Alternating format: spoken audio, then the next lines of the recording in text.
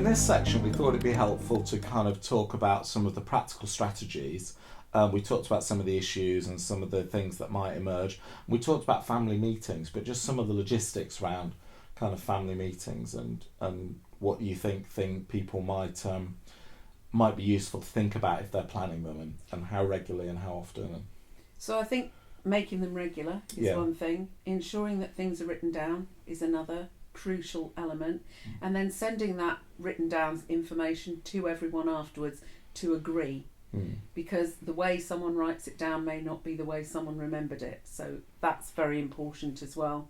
In order to make sure that it's equitable, thinking about a place to hold them, which might be not necessarily someone's house, because if it's on their home turf, that might not be helpful, but that might be fine. Considering sort of times that are easier for everyone. Nowadays with technology as well, you can hold meetings by Skype. So you can all get together through technology, because people might be in different places. You know, you might have, like I have at the moment, a child in Korea. So it may be that we include him because we include him via Skype, and then he's included in the meeting. And I think definitely if you schedule them more regularly, because it can always be the worst thing if a crisis leads to an emergency meeting, that can have much more tension. Whereas if you know you've got a regular meeting, you might think, oh, there's this thing I'm a little bit bothered about, but you know what, we've got a meeting next Friday, I can raise it then, rather than this has become a crisis. So deciding in the first place that you're going to have them regularly is very important, but also thinking about the kind of language you use, that's really important as well. So there are sort of things around that. So it may be that one person wants to draw up an agenda. What are the things we want to discuss at the meeting? What are the things that are important? So finance might be one, place of care might be another, who's going to do what might be another. There are various issues that you may want to discuss at the meeting. And everyone should be able to like dip into that and say, oh, actually, what about this and what about that? How will bills be paid? People can have like everything from like the top to the minutiae, really. And then also, yes, like considering the language you use. So I think it's really important to try and talk about yourself and your own perspective, and not to talk for everyone else. So the sort of things that you always talk about in kind of counselling sessions, where you use I language and not we language, that you try not to go into too much of, gosh, when I was a child, X happened, or you've always been that way, or things like that. Try not to let underlying tensions bubble up. But if there are underlying tensions, maybe address them and say, you know, I've always felt that my voice wasn't heard is reasonable, but saying you always bully me isn't. Absolutely. And I think deciding who's going to chair it may sometimes be useful to rotate the chair around if there's a number of you. And one other issue that can sometimes be a problem is who's attending at the meeting, because it may, let's say you have 3 or 4 siblings and you're meeting, but if some people are bringing partners, is it okay for people to bring partners just because it may be supportive and emotional, but actually do those partners, are they able to interject, are they able to kind of contribute to the meeting? And there's pros and cons, but at least so that everyone's on the same page. And so it can sometimes be useful to go, okay, this meeting is only for these people and we have a say in it, but recognising that everyone will have their own support network. Could be friends, could be family members, could be partners, etc.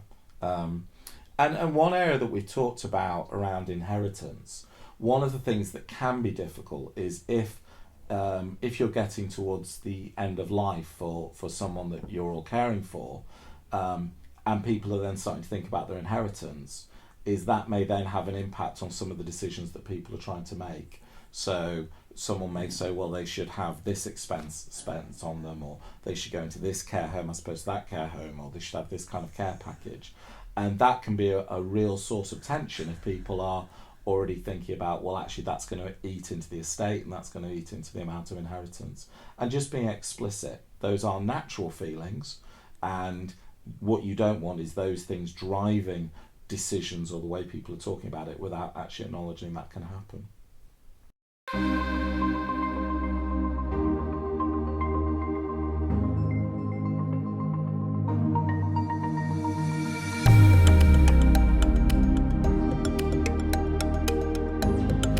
So we were talking about I language and we language. I wonder if it might be helpful to kind of illustrate, because if people haven't come across that concept, they might find it a bit awkward. So you need to speak from your own personal point Okay. of view. So instead of saying, Dave, I think you do X, you just say, when you do X, you make me feel like this, Okay. is much more explicit, because you're owning the fact that someone's done something to make you feel this way. They're not necessarily doing it on purpose. You're not attributing any blame, but what you're saying is, this is how I feel in this circumstance. So coming back to this is how I'm being made to feel, rather than saying you do this. You're a bully Yeah. is different from saying, when you say to me, I don't know, we have to have lunch now, I feel that you're bullying me into having lunch this moment when I'd rather have it at 2:00. Or if you're saying, Not that I have lunch on my mind. oh, that's a really good example. So, similarly, if you say like "you never listen to me," that can make people feel very defensive, and you're accusing them of something. They may not agree with it. It can exacerbate it.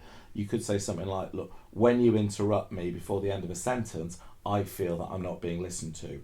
Or when I've asked for something to be on the meeting agenda and you say it's not important, I feel that I'm not being listened to. Yeah. Because you can own your own emotional reactions and how you're feeling, and that's different from saying this is what you are, this is what you're doing. Yeah. Particularly if those are negative terms. Nobody likes to be accused of, bullying or being insensitive or not caring about someone, and those can be very inflammatory. Even if they are doing that. Even if that's Because sometimes the way you're feeling is something that, whilst you own it, but also you maybe need to kind of just say, actually, this is how I feel. And someone might say, I'm really sorry, I didn't mean to make you feel that way. Giving them concrete examples of how they did it is also really important. So when you talked about, when you interrupt me, for example, I feel like I'm not being listened to, that's a really, really cogent, cohesive statement, because it's saying, you interrupt me, and so I don't finish what I'm starting to say.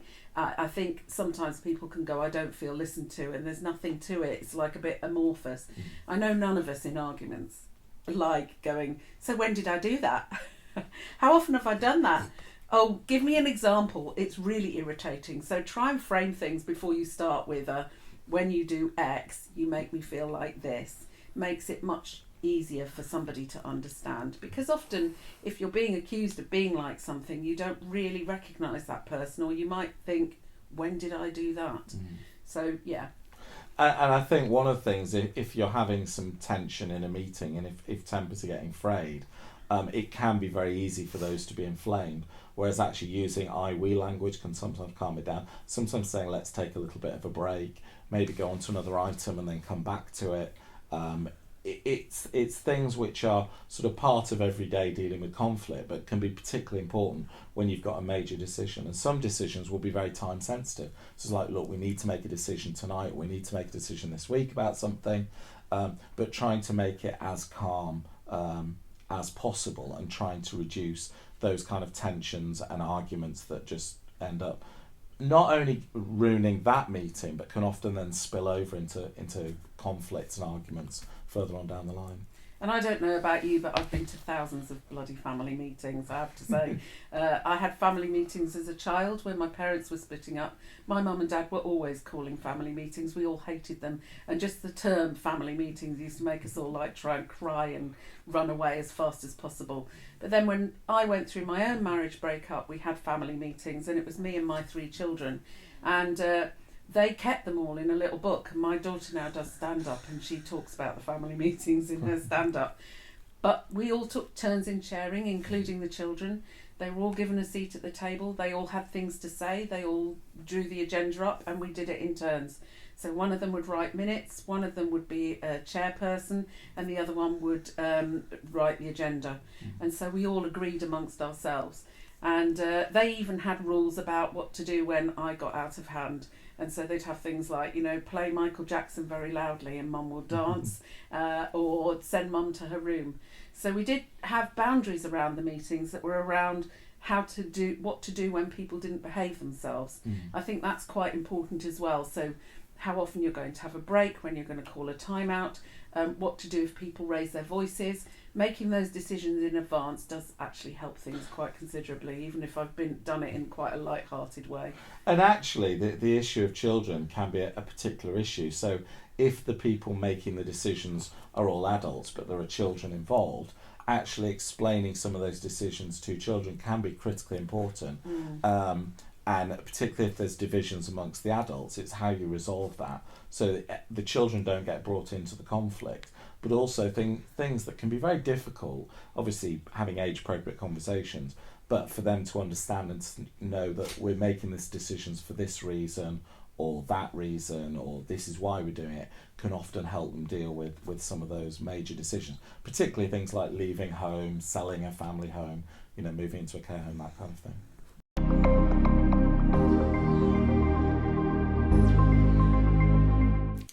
Hello, I'm Dave Dawes. I'm the Learning Director at Future Care Capital.